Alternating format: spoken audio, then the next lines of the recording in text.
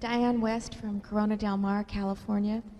I know, Mr. Buffett, that you've said that you don't read what other people say about the market or the economy, but do either you or Charlie have an opinion about how you think things are going to go? Are you bullish or bearish? You may have trouble believing this, but Charlie and I never have an opinion about the market because it wouldn't be any good, and it might interfere with the opinions we have that are good. If we're right about a business, if we think a business is attractive, it would be very foolish for us to not take action on that because we thought something about what the market was going to do or anything of that sort, because we just don't know. And to give up something that you do know and that is profitable for something that you don't know and won't know because of that, it just doesn't make any sense to us, and it doesn't really make any difference to us. I mean, I bought my first stock, I think, in probably April of 1942 when I was 11. And since then, I mean, actually World War II didn't look so good at that time. I mean, the prospects, they really didn't. I mean, we were not doing well in the Pacific, and I'm not sure I calculated that into my purchase of my 3 shares. But I mean, just think of all the things that have happened since then, atomic weapons and major wars and presidents resigning and all kinds of things, massive inflation at certain times. To give up what you're doing well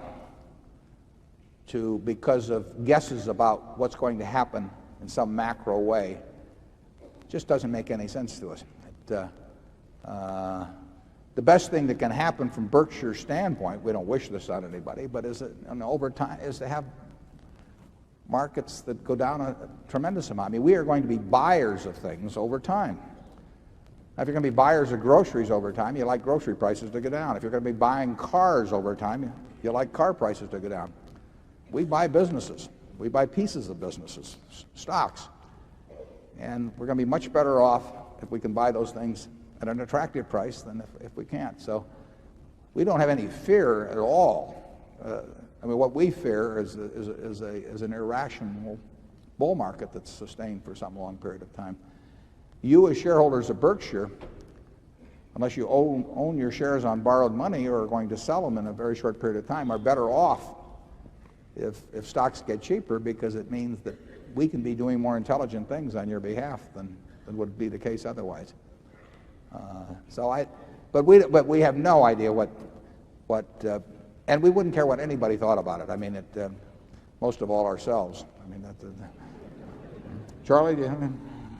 No, I think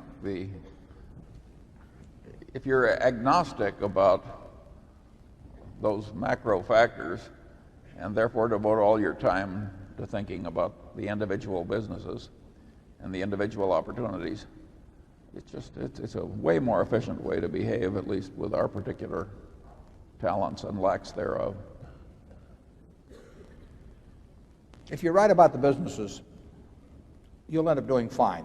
We don't know, and we don't think about when something will happen. We think about what will happen. It's not so difficult to figure out what will happen. It's impossible, in our view, to figure out when it will happen. So we focus on what will happen. This company in 1890 or thereabouts, the whole company sold for $2,000. It's got a market value now of about 50-odd billion. Somebody could have said to the fellow who was buying this in 1890, you're going to have a couple of great world wars, and you'll have the panic of 1907. All these things will happen. And wouldn't it be a better idea to wait?